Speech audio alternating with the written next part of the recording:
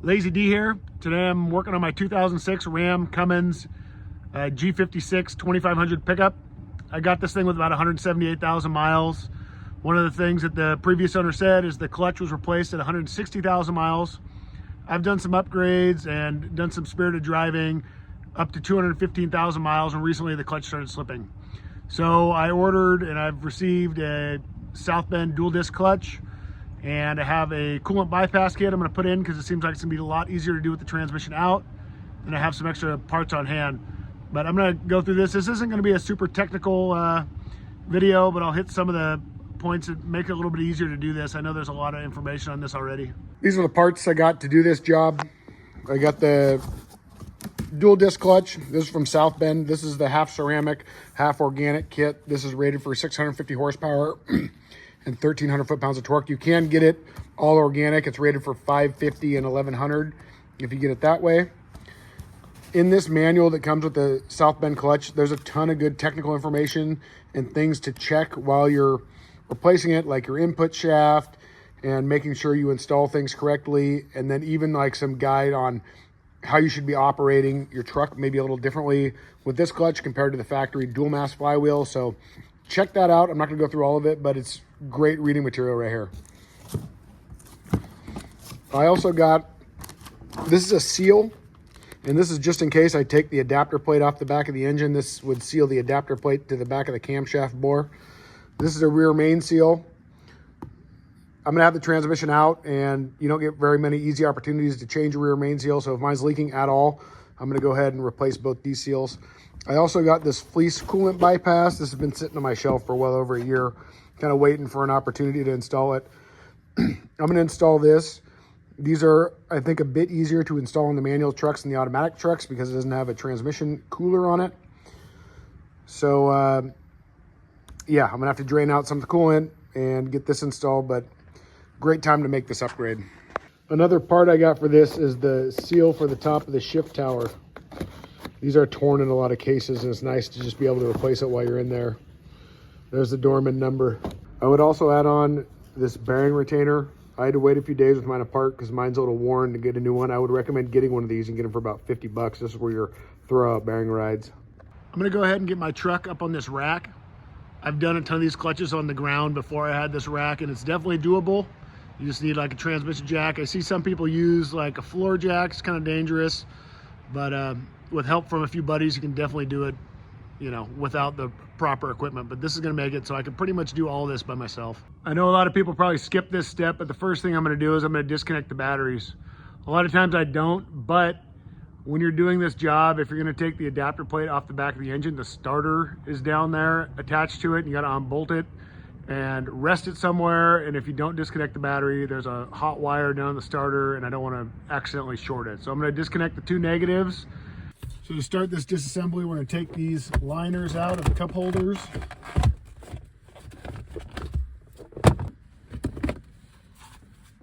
And there's a few 8mm.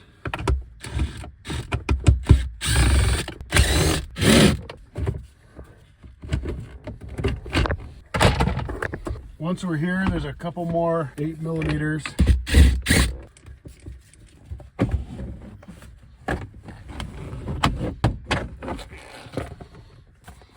Once that's up, I'm gonna pop this vent out of here, this ducting that goes to my rear AC. But there's a few more 8mm around this shift tower weather boot.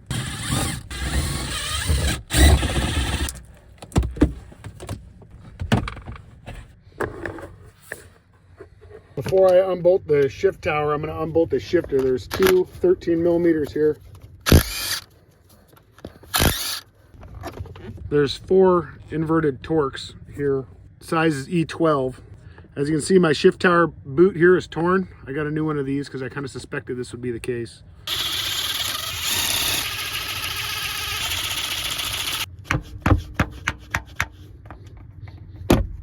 And pull this up. With the shift tower off, you can see this is in neutral. All 4 of these shafts, the notch in them is lined up. So that's your indicator. If one of these is shifted one way or the other, you're in a gear. Last thing I'm gonna do in the cab before I lift this thing up and work from underneath is I'm gonna cover this hole when I'm working this out, I don't want to drop any crap inside the transmission. I'm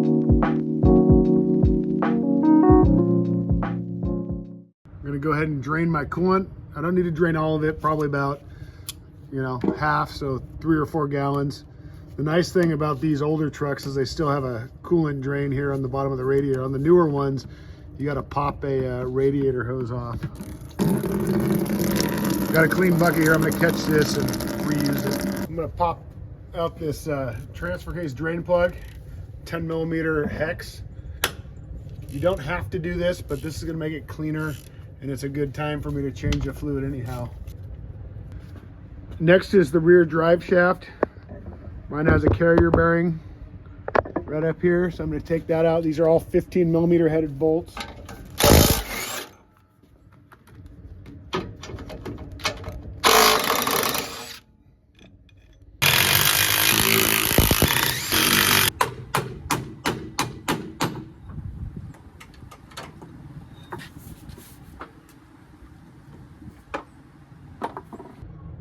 Next here is a front drive shaft. I'm going to use a ratchet wrench, get these 2 bolts I can see. I got a pry bar wedged in my U-joint here that's not going to damage it against my control arm. That's going to prevent it from turning.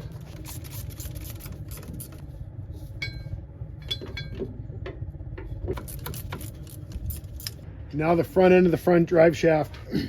These Torx are a T40. I have this long bit that makes this pretty nice. I'm going to crack these loose and I'll take them out with the impact.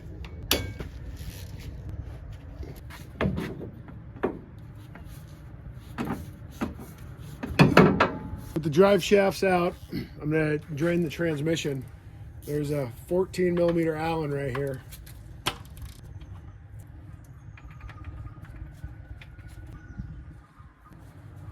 So I'm on the driver's side of the transfer case here. 2 things I got to disconnect before I unbolt it is this connection here. So I'm going to push that red tab back, and then I should be able to push like right here, I think, and pop this off.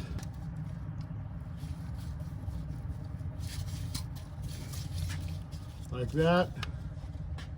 And then this vent hose up here, if you can see it, I'll try to get this. Oh, there's a tension clamp on this vent hose. You can't see it too good.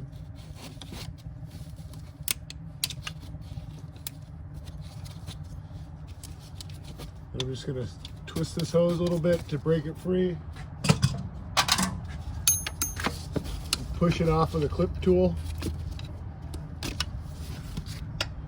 With those disconnected, there's 6 nuts on studs around the perimeter of this. So one up here, and then kind of mirrors this on the other side. The other side upper one's very tough to get, so I use a real short 15 millimeter wrench. I'll be able to get on that one over on the other side. I'm going to take these out for now. When I'm taking these out, I'm always going to leave one with the nut on. I can loosen it up, but leave it on the stud until I'm ready to catch this thing. I'm going to set my jack underneath it, but I don't want to leave this without any nuts just sitting here because it could fall out. On the passenger side now, I'm going to have to use my short wrench to get these ones. I hope you enjoy this angle because it wasn't easy to get my camera stepped up here so you could see this.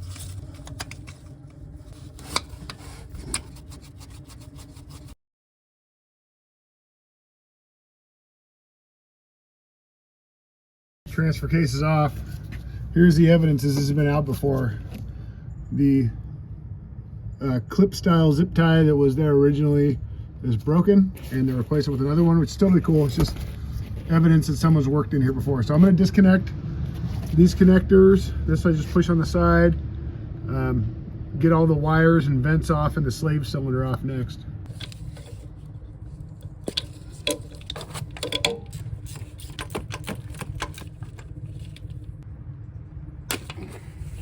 I'm going to go ahead and use my jack to support the transmission now.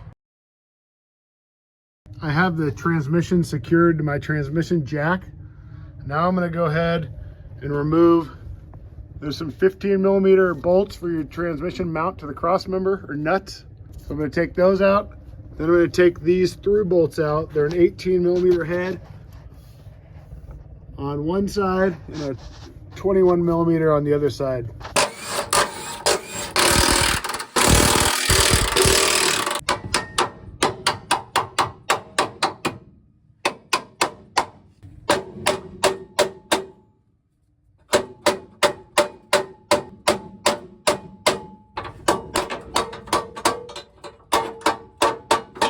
I'm gonna go ahead and go up with the transmission a little bit with my jack until I have no more room.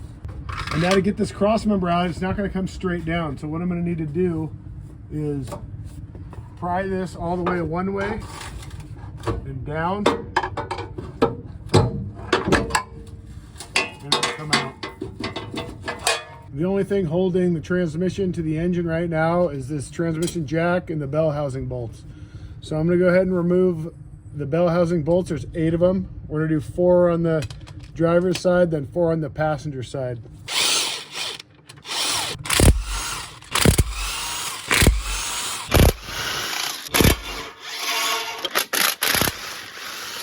I got all the bolts out. The very top one on this side is very hard to see. I had to use an extension and ratchet to get to it. It actually holds up your breather. That fell out when I pulled the last bolt out. So now I can see my case is splitting, and when I shake it, yep. Last thing before I can pull the transmission out, this exhaust hanger, I gotta get out of the way. So all the bolts are out, the case or the bell housing's loose from the adapter. I'm gonna try to roll this around.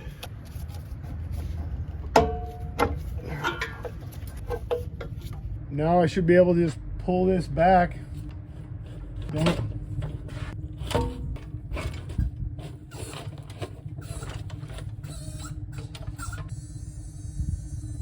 So transmission's out.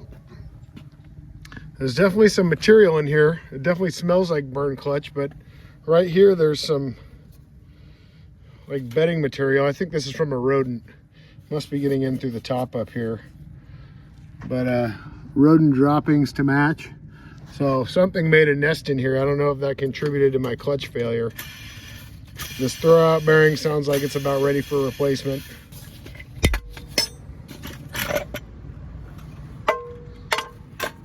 Yeah, look at that junk in the throwout bearing. That's definitely burning up the seal. You can see some rub marks on the seal. I got no end play in the input shaft. I'm pulling back and forth. That's good. The South Bend instructions say if there's any end play, you need to deal with it, but I don't feel any here. This throwout bearing retainer, I'm gonna clean up. It feels pretty good though. There's a little bit of wear on it. The instructions say you should replace this if it's worn. Here's the back of the engine, pressure plate. The clutch discs are inside. When I pulled it out, there was like a collar that fell, so that's not a good sign. There's also a bunch of, I think a rodent made a nest in here, of material stuck in the pressure plate out here. Go ahead and take the pressure plate off.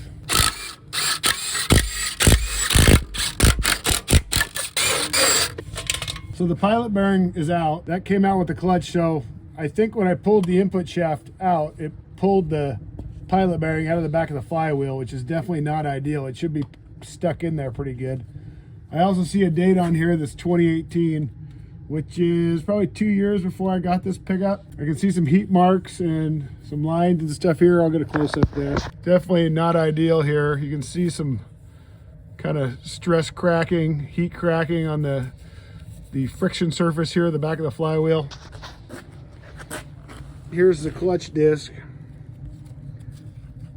I can see there's some damage to some of these springs. Yeah, definitely due for replacement. The friction surface on the pressure plate looks a lot worse. A lot of heat marks.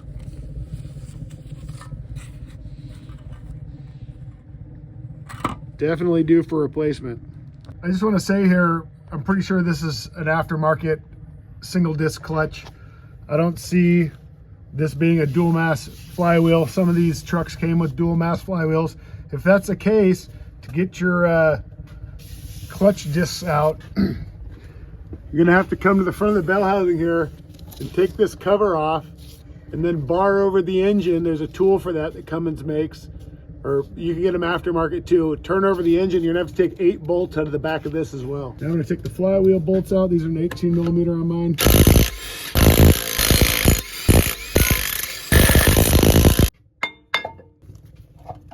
So here's the back of our crankshaft.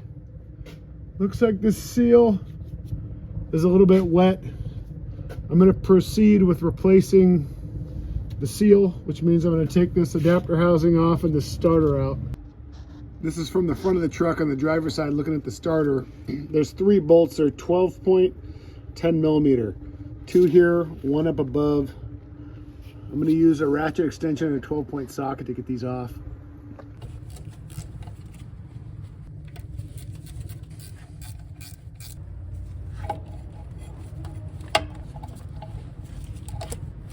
Now I'm going to go ahead and take off the adapter plate. These are 15 millimeters.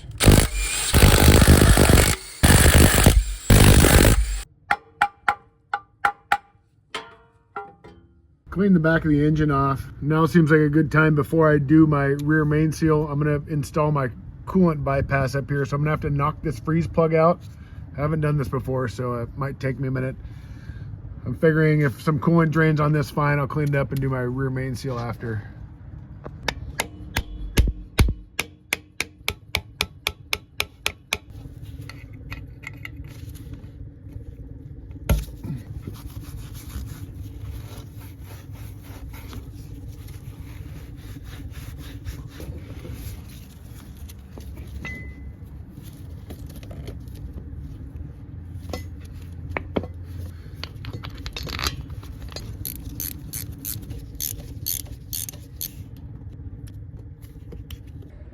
So I'm going to take out my thermostat housing. There's 3 8 millimeters here. This thermostat looks like trash. It's got, the seal is kind of missing. So I'm going to look around. I might have another one, but I'm definitely going to replace this before I go back together. So I got my coolant bypass, going to temporarily mount it up here. I had to run to the auto parts store, get a new thermostat. I didn't like how the old one looked.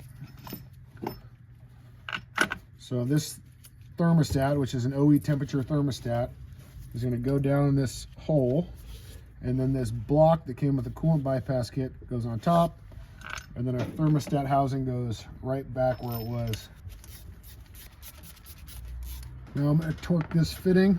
The instructions don't give a exact torque, but let's snug this up, and then I'm going to snug up my line mounts here. Now back at the rear of the crankshaft here, there is a tool you can get to replace this rear main seal without removing this whole plate in the back. I don't have it, so I'm going to remove this plate. I have the new gasket for behind it and a new seal.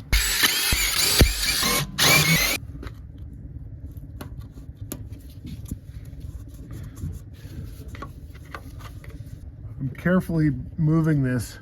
I want to make sure that the oil pan gasket stays on the oil pan. I don't want to break it, because I'm going to be reusing that. So I'm using this razor to get in between this adapter, gasket adapter, and the oil pan gasket. Slowly pry it apart, and I should be able to just pull this straight off.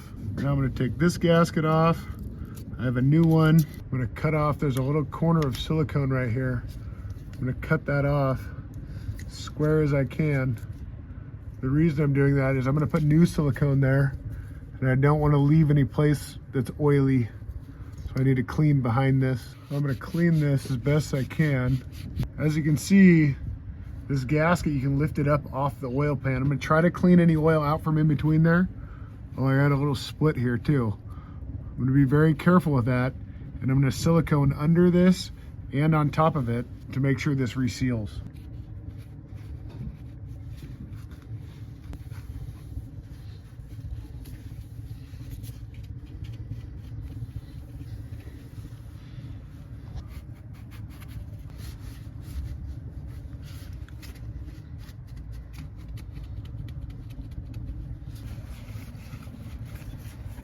I want to get up close on how clean I'm getting this. I'm really trying to get all the oil off both sides of this gasket. I've never seen a gasket crack like this when you're doing it, but of course on my truck it is. But I'm not too concerned. The gasket's still whole. I'm going to put some silicone in here as well. I'm just getting everything as dry as possible, so when I do put that silicone in there, it seals to both surfaces, and I've scraped this all as clean as I can get it. Additionally, you want to look at this surface here on the crankshaft. You shouldn't be able to feel anything with your fingernail, which I can't. But if you can, a speedy sleeve might be an option for you. That's where you put a large sleeve around this and then you get a bigger seal. I tend to not see that being needed, but it is an option.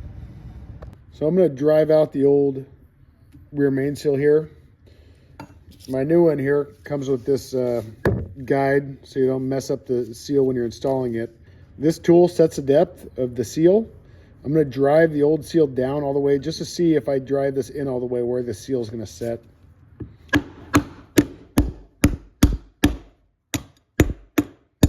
So it does seem like I could run it there if I wanted to.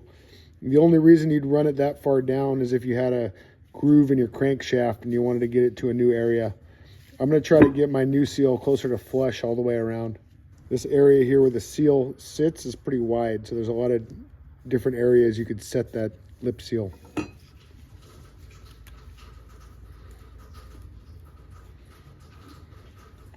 I'm going to use the tool here to get this started. Oh, a little bit too far.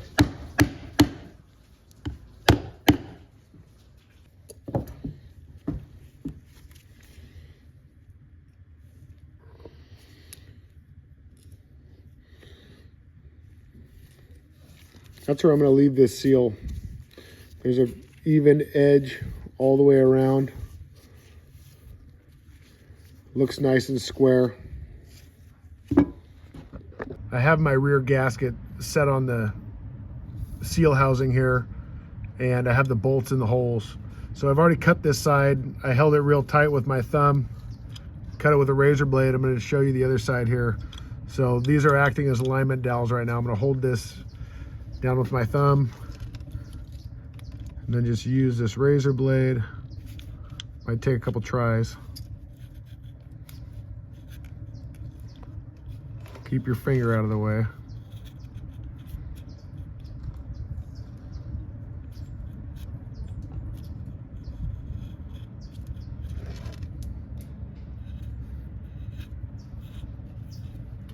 So got a nice looking edge here. Now I'm going to clean the rest of the back of the engine up here. So before I put the new seal on, I'm going to use some brake clean to get rid of as much oil as I can. I want to try to minimize spraying a bunch into the oil pan, but a little bit's going to get in there.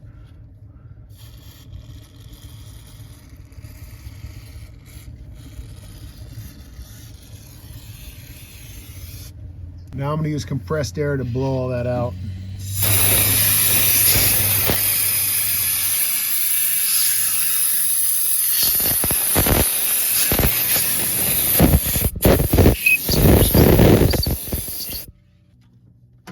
That's as clean and as dry as I'm going to be able to get everything. I'm going to put a little bit of sealer underneath this. Very small bead. It's going to land on the inside of the bolt holes here.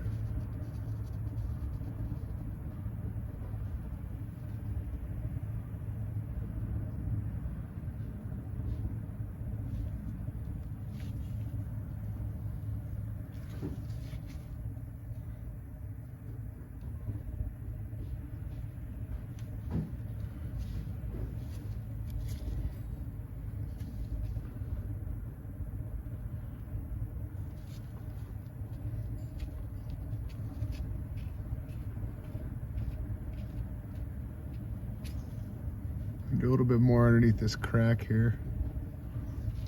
Now that that's in, I'm going to do a bead in this corner. Doesn't have to be huge. This is actually quite a lot. It's going to squeeze out a bunch.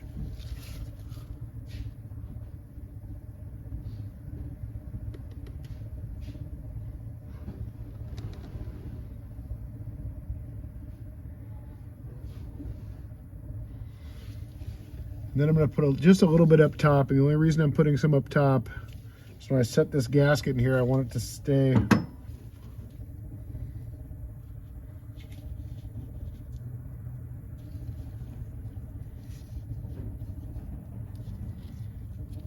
So now that's staying. I'm going to do a little tiny bead on the outside of these.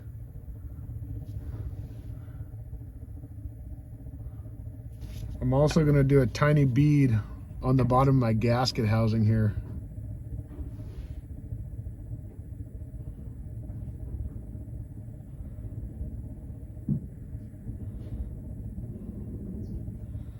So now I'm going to take this guy, I'm going to set it on here. So the bottom of this seal housing has to be above the gasket, that's the oil pan gasket, before you push it on squarely. You can see my silicone's coming through. I'm going to start all these bolts.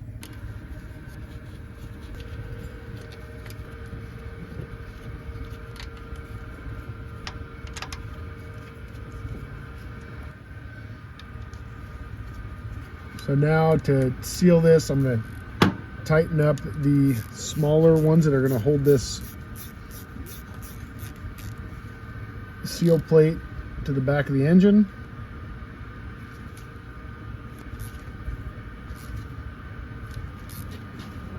And then the oil pan bolts from inside to out, I'll tighten up on the bottom.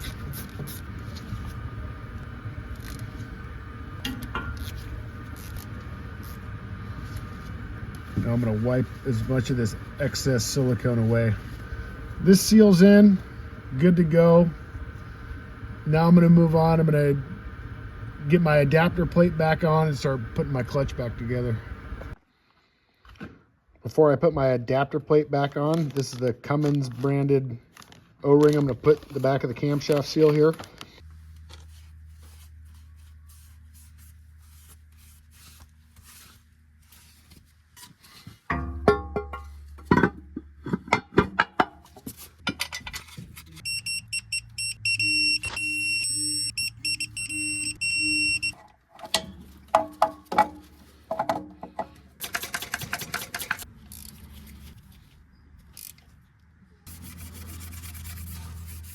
My next step is to install the flywheel to the back of the crankshaft, but our whole clutch and pressure plate assembly is bolted down to the flywheel that way. They all come assembled like this. I broke loose the torque on these. They were very tight. I used a 1/2 inch impact with an adapter down to an Allen, and I broke them loose, and then I just barely snugged them back up one at a time. That way when I loosen this, I can do it correctly. The instructions say when tightening or loosening this, you should go around in a star pattern, or I guess crisscross around, and loosen the 8 bolts only half a turn at a time. So I'm going to go ahead and do that. I'll speed it up so you can see what that looks like.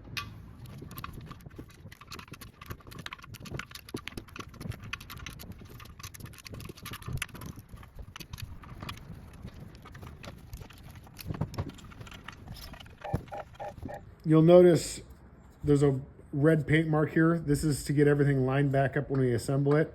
I'm gonna go ahead and change my gloves. When we're handling all these components, you wanna be very grease-free, oil-free. So you'll see this outer clutch disc is labeled pressure plate side. Also, you see here, this intermediate plate says pressure plate side. And then this disc, the inner one, says flywheel side. So now I'm gonna take this and put it in the truck. Use brake clean and a shop towel to get this completely clean.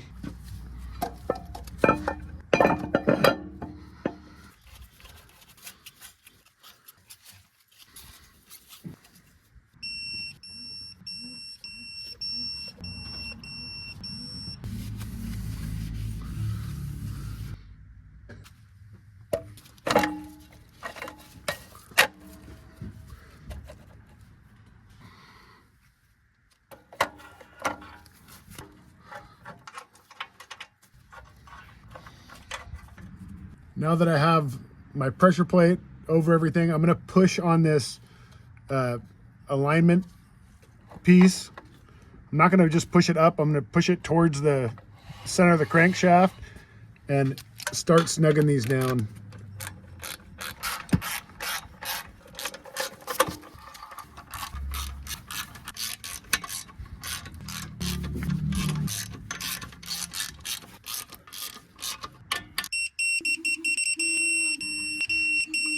So inside the bell housing here, we're looking at the input shaft of the transmission. This is your throwout bearing retainer. Mine has some wear I can feel with my finger. I didn't realize that when I first ordered my parts, but I would recommend getting one of these. At high mileage, there's a good chance there's wear, and if your throwout bearing doesn't engage your clutch properly, you could prematurely wear out your new clutch. These bolts are inverted Torx 10, E10. You can probably see the wear now. But if yours looks like this, you should replace it. I'm also noticing There's a line right here. Maybe at some point this was rubbing or something. Not ideal. The bearing feels very tight on the input shaft, so I'm not worried about it being damaged. Now my new bearing retainer is actually a cast material instead of the stamp material the original one was.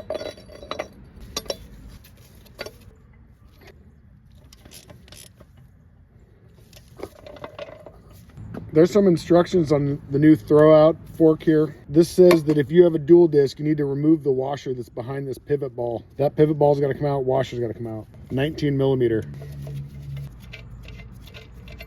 Remove this. This is the way I'm going to mount up my new throwout bearing and arm. I did put 2 pumps of grease in here. This is not anywhere in the instructions, but I hate squeak noise when I push in my clutch, and I think it might be that occasionally, so I'm going to go ahead and just grease it. I've done it before and never had any issues.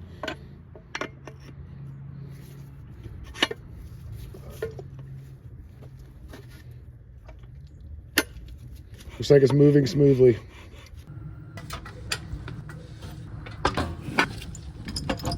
Got the transmission up against the adapter plate, even gap pretty well. You can see it's a little open up at top. That's okay.